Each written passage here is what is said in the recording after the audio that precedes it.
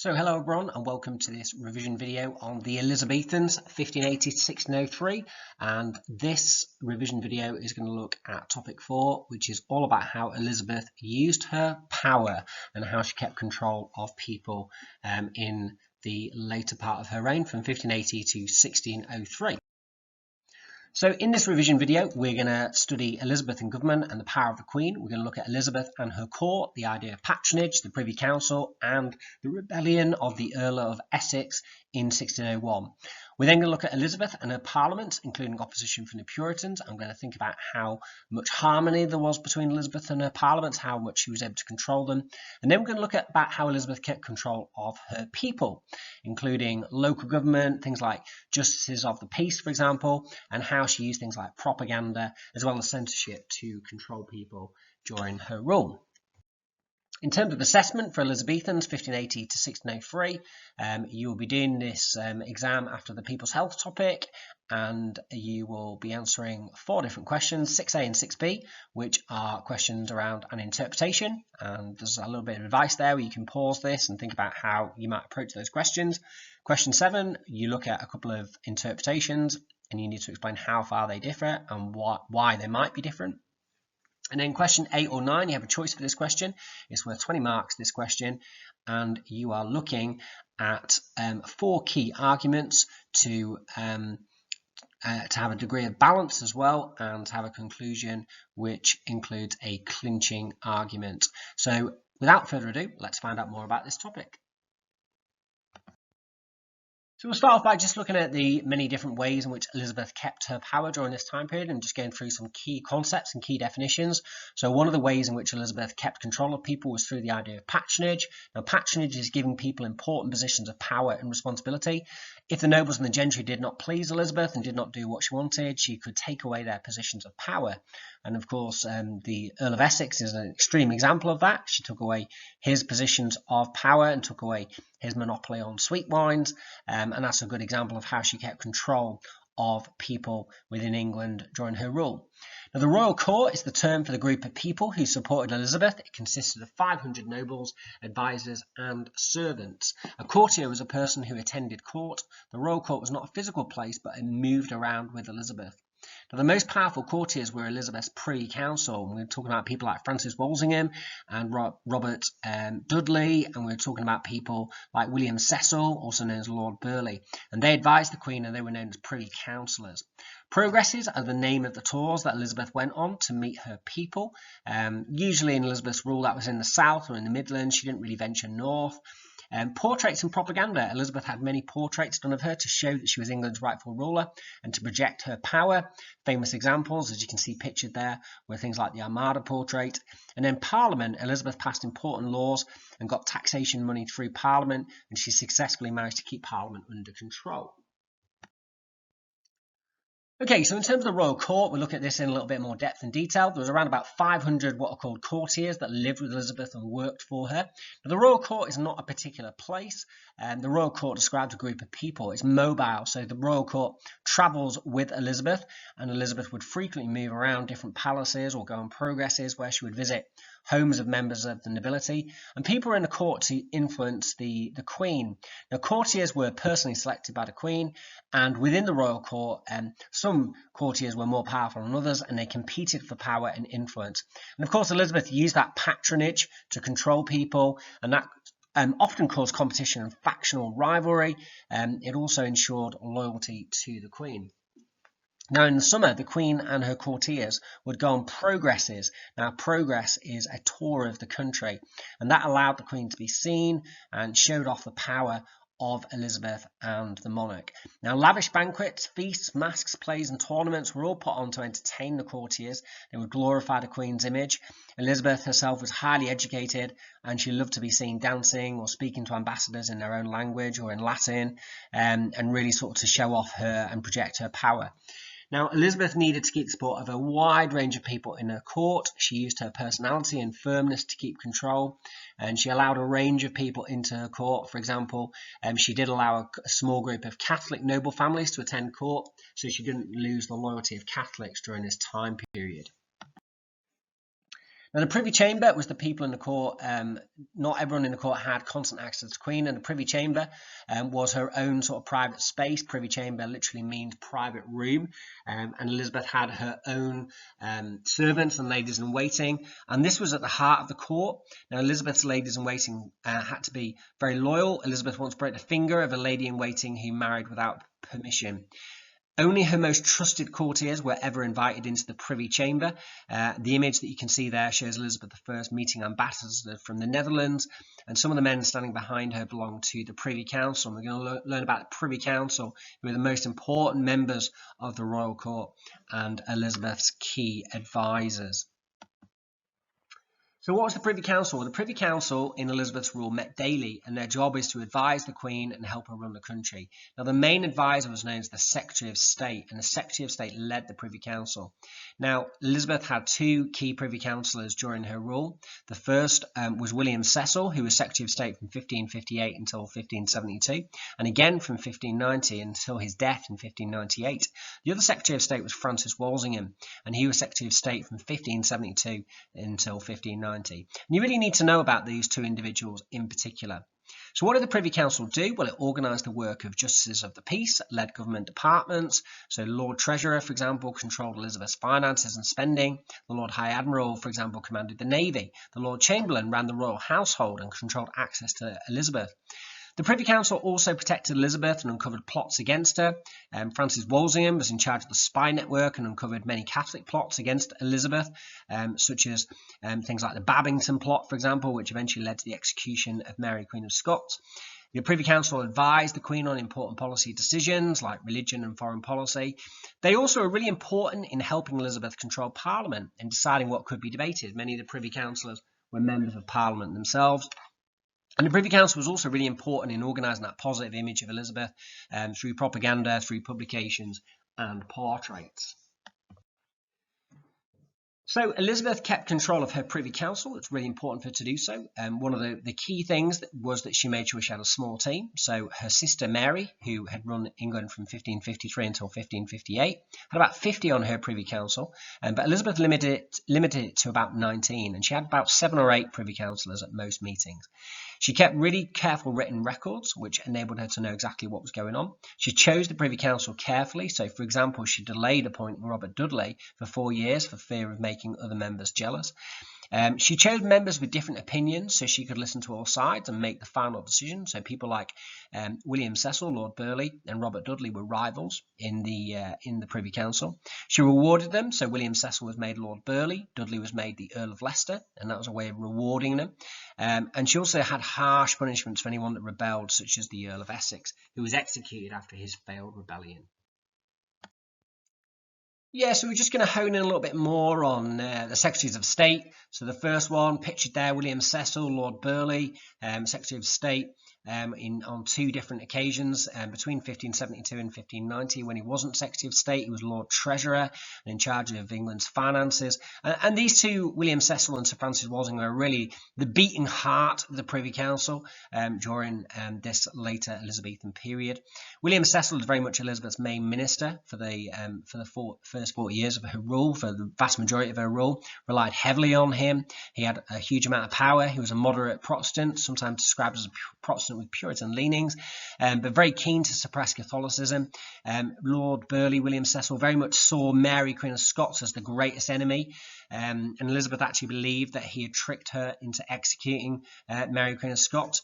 One of his big objectives, William Cecil, was to avoid conflict and war and keep England stable. Elizabeth once rebuked him, told him off by saying that she had, quote, lifted him from the dirt and was able to cast him down again. He was prepared to challenge Elizabeth, but ultimately was very loyal. He died eventually of exhaustion and overwork in 1598, and his son Robert became the new Secretary of State and was the new Secretary of State in the rule of King James I as well. Now, Sir Francis Walsingham, responsible for foreign affairs mostly, a very strong Puritan, believed Catholics were a threat as well and should be repressed. He was seen as much more cold and distant. He didn't flatter the Queen. Elizabeth nicknamed him the Moor due to his dark hair. He was Elizabeth's spy master, ran a network of informers uncovering the mostly sort of Catholic plots against Elizabeth. She felt that he'd forced her into repressing English Catholics and sending troops to the Netherlands in the 1580s, so she was a bit upset about that. Elizabeth showed sort of her sort of anger and how she could be quite ruthless. She wants to throw a slipper at him, quite famously. He was hardworking, well-educated, and he died in 1590 following a fit caused by exhaustion. Elizabeth definitely overworked her secretaries of state, there's no doubt about that.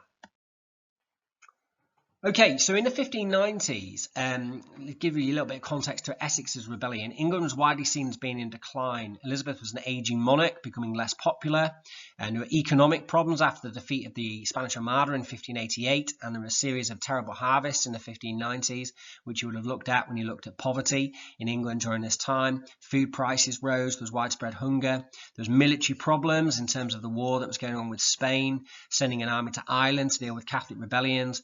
And also political problems. She kept the loyalty of her key ministers, but her key ministers were starting to die off during this time, and there were younger and more ambitious ministers vying for power, like Robert Devereux, the Earl of Essex.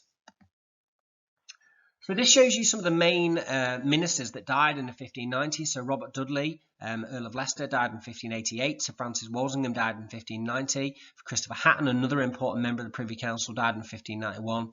Then, of course, William Cecil died in 1598. So the two new key figures at court in the 1590s were the two Roberts, Robert Devereux, known as the Earl of Essex, and Robert Cecil, who was the son of William Cecil, son of Lord Burleigh. Okay, so we talked about how there's this great rivalry between Robert Devereux and Robert Cecil. Now, the Earl of Essex, Robert Devereux, who was appointed to the Privy Council in 1593, he'd born in 1565, the son of Elizabeth's cousin, who was called Lettice Knollys. He was young, good-looking, a favourite of Elizabeth, but also very ambitious, arrogant, short-tempered.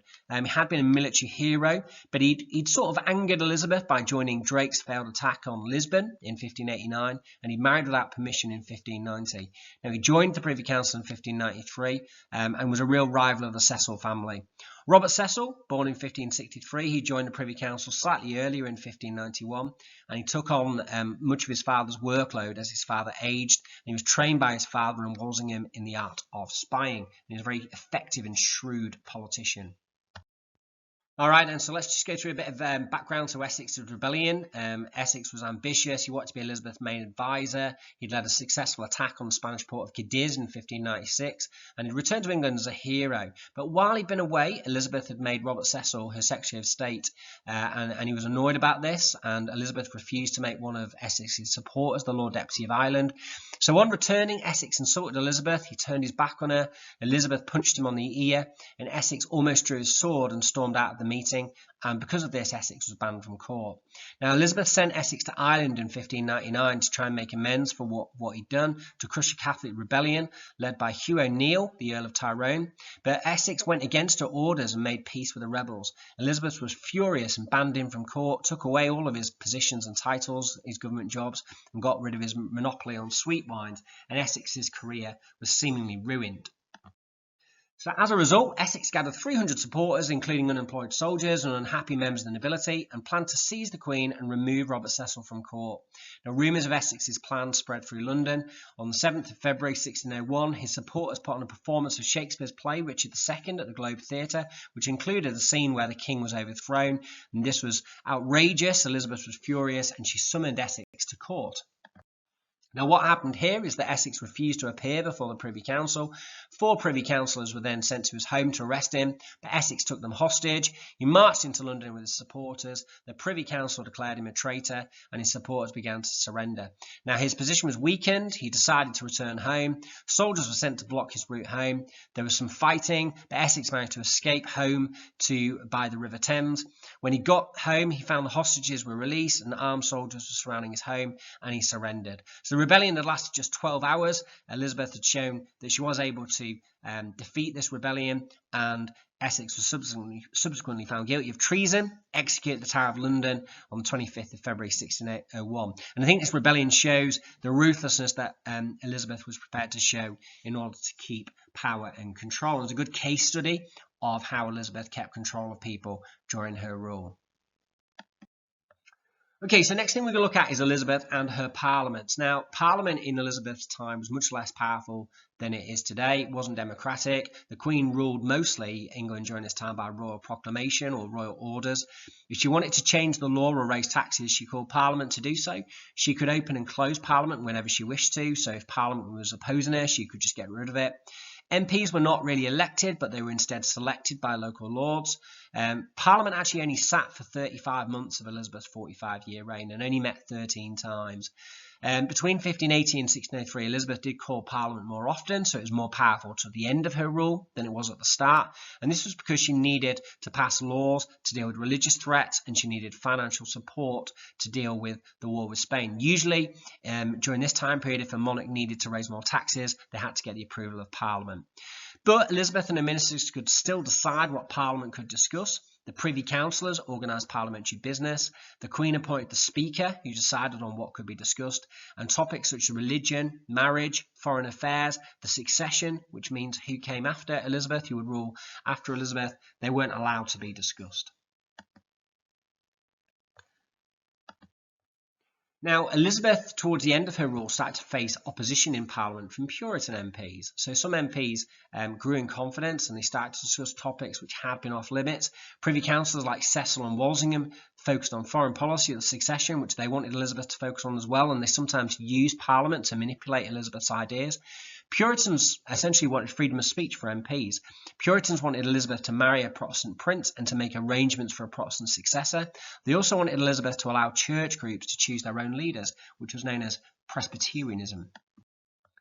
Now, some good case studies and examples of Puritan opposition are John Stubbs and Peter Wentworth. So if you can remember those, that would be really, really useful as ways in which Parliament did manage to oppose Elizabeth. So in November 1579, a Puritan called John Stubbs wrote a pamphlet criticising Elizabeth for considering marrying a French Catholic who was known as the Duke of Anjou. Now, Stubbs was arrested and his hand was ruthlessly cut off, as you can see in that image there. Stubbs was imprisoned, and on his release in 1581, he carried on writing, presumably with his left hand, and he became an MP and he criticised Elizabeth in Parliament. However, his criticisms were never treasonous. He never talked about replacing Elizabeth with another monarch, unlike the Catholics. It was more about trying to get her to bring in more religious reform for the Puritans. Now, in 1584 and 1586, Puritan MPs demanded the Church of England get rid of bishops. Elizabeth banned that debate, and when 3 MPs discussed it outside Parliament, she had them imprisoned for a month. 2 Suffolk Puritans were also hanged in 1583 for spreading similar views, and in 1593, Puritan MP Peter Wentworth urged Elizabeth to name a Protestant successor. Elizabeth imprisoned him in the Tower of London, where he remained until his death in 1597. So this shows about how Elizabeth used quite ruthless tactics in order to control Puritan opposition within Parliament. Okay, other examples of opposition in Parliament were the criticisms of purveyances and monopolies. So in 1589, MPs complained about purveyances, which was the Queen's right to buy supplies at cheap prices. Elizabeth told MPs that this did not concern them, but she would look into their complaints. In 1597, there was complaints about monopolies. A monopoly is the exclusive right to make or sell a product. Elizabeth had the right to grant to sell a monopoly to a favourite courtier. For example, Walter Raleigh had a monopoly in tin. We talked about how the Earl of Essex and Robert Devereux had a monopoly in sweet wines. MPs complained about monopolies in the 1597 Parliament. The Queen agreed to look into the issue, but again, she didn't take any action. Now, by 1601, Elizabeth had done little about monopolies, and MPs complained again, much more forcefully this time. Remembering, of course, 1601 is the year of Essex's rebellion. There was more opposition from MPs on this issue than on any other issue at any other time in Elizabeth's rule. So there's a really good example here to think about the relationship between the Queen and Parliament.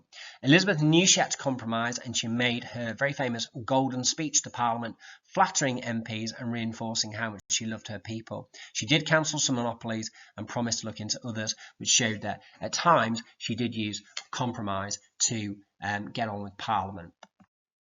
So here's an extract from an MP's account of Elizabeth's golden speech to Parliament in 1601, which you can have a look at and read. And that showed, of course, that she could use flattery and charm to control Parliament. The speech was printed by the Privy Council and issued for anyone to read if they wished. Okay, so the last thing we're going to look at is how Elizabeth controlled local government and propaganda. So in terms of local government, there were Lord Lieutenants, one per county, and they had overall responsibility for each county and for ensuring that people obeyed Elizabeth's laws. So this is how Elizabeth actually practically controlled people. She usually chose the most powerful noble in each area for this role. She told the Privy Council of any local problems, and the Lord Lieutenants provided the Queen with part-time soldiers when required. Now, underneath the Lord Lieutenants were JPs, which stands for Justices of the Peace, and they kept the country running. They were usually selected from educated gentry families. They weren't paid, but people wanted to do the job because it gave a man considerable local power. A 600-page book written by William Lambard, a JP in Kent, is an important source for telling us about their work. They did things like enforce poor laws, collect taxes, set wages, arrange things like road repairs as well. And every quarter, which was 3 months, they held sessions where they also judged criminal cases. So they upheld the law in the local areas as well. Now, some JPs were lazy, others favoured powerful families or ignored Catholic practices, but Elizabeth could dismiss JPs who failed to do their duty. Okay, now one of the really important ways in which Elizabeth controlled people was through propaganda. Now, propaganda enabled Elizabeth to present a strong image of herself to keep her subjects loyal. Historians often talk about the Elizabethan period being a golden age, and this kind of idea very much comes from the huge amount of propaganda that was during Elizabeth's rule to carefully curate an image of Elizabeth. And also, the idea of her presenting herself as a virgin queen, for example, these are all really, really important kind of ideas to think about. So progresses happened every summer. Elizabeth and her court stayed with nobles who attempted to impress the queen. Elizabeth was regularly seen by her most powerful subject. So a progress was really important. Now, they normally happen in the south or in the Midlands. She didn't venture north, but this was a really important way of her being seen. So for Elizabeth, being seen by the people was really, really important, and spending time with her nobility was a really important way of her controlling people. There were lots of pageants. There was what was called a session day, the 17th of November, which was the day that was always celebrated that when Elizabeth became queen, originally in 1558. Local communities rang bells and lit bonfires. There were services in church, for example. So a session day is another important way in which that image of Elizabeth as a really powerful, God-given queen was very much created in Elizabethan times. In terms of preaching, preachers had to have a government license, and the queen selected church leaders who would be loyal, and the church would preach about how Elizabeth had, the God-given right to be queen, and reinforce that idea and concept of the great chain of being as well. Plays were performed at court, showing the importance of monarchy and hierarchy. Publications, books were published on topics such as Elizabeth's Golden Speech. Pennies, Elizabeth's image was on all of the coins, allowing people to see her image and know what she actually looked like. And people had to attend church every week, and services took place in church, including a prayer for the Queen's memory, which reinforced Elizabeth's position as a divinely appointed monarch. Okay then, so a key way of really projecting that powerful image of Elizabeth through propaganda was through Elizabeth's portraits. Let's have a look at 4 different examples here. The Phoenix portrait was painted in 1575 along with a pelican portrait. And the phoenix is a mythical bird which rises from the ashes, so it gives that kind of mythical idea of Elizabeth's power. The pelican portrait, painted in 1575 as well. According to legend, a pelican pecks at its own breast to feed her young on her own blood so they can live. So it's very much this idea of Elizabeth sacrificing herself for the good of her people, and being all about looking after her people. The rainbow portrait was produced near the end of Elizabeth's life. She's wearing pearls, holding a rainbow in her hand. Her cloak is covered with eyes and ears, and a dress and flowers, and it has that sort of symbolism of the power of Elizabeth. And the Armada portrait portrays Elizabeth as a powerful monarch and reminds people of England's victory over the Spanish Armada. She has a hand placed on the globe just at America, which kind of foreshadows, if you like, the sort of empire and the sort of more kind of imperial ambitions of Elizabeth as well. So they all project this really important and powerful image of Elizabeth. Now, alongside the propaganda goes censorship. Elizabeth used this to ensure loyalty and discourage criticism of herself. She saw plans for plays in advance so she could cut out anything she didn't like. Actually, it wasn't uncommon for plays to be closed down if it wasn't seen as being sort of sympathetic to Elizabeth. There are only 60 printing presses in England, so the Privy Council could easily prevent publications they disapproved of. Images used in portraits were carefully controlled. In 1596, a new template was introduced for artists to copy, which showed her younger than she was and hid the fact that she had decaying teeth and a wig. And the Privy Council also ordered unacceptable portraits to be burned. So we've seen there some really good examples about how Elizabeth used her power, how she used her royal court and the Privy Council, for example. She used her Secretaries of State in William Cecil and Francis Walsingham. She controlled Parliament really well, and she also kept control of her people through a mix of things like propaganda, but also censorship as well. So I hope that's been useful. Thanks for listening, and bye-bye.